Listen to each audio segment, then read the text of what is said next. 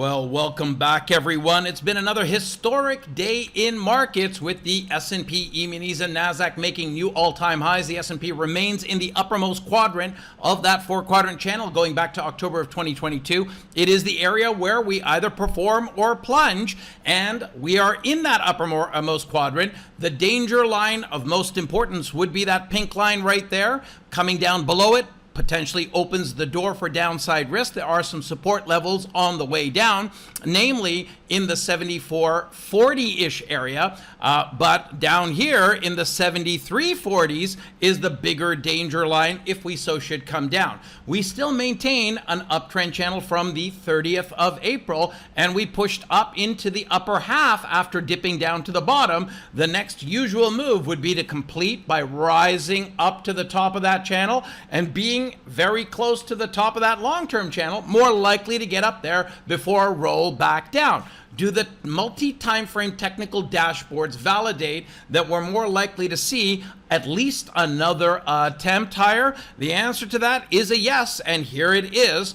The Triple S toolkit with Rob's MSR channel and speed lines on a daily chart have the double green dots. We've seen the Triple S line move into and close above the pink line here of that four-quadrant channel, telling us that this is the area where it can keep going.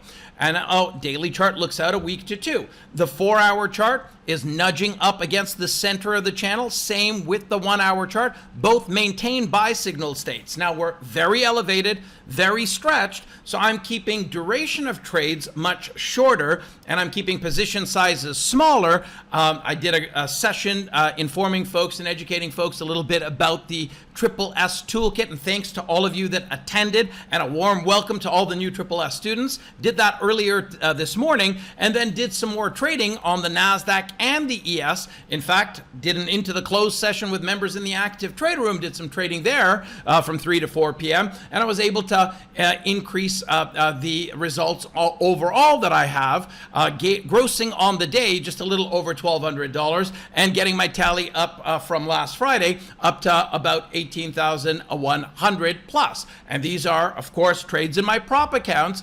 Past performance, no indication of future results, but again, following the rules, using the tools in as sober and efficient a manner as possible to help drive those results.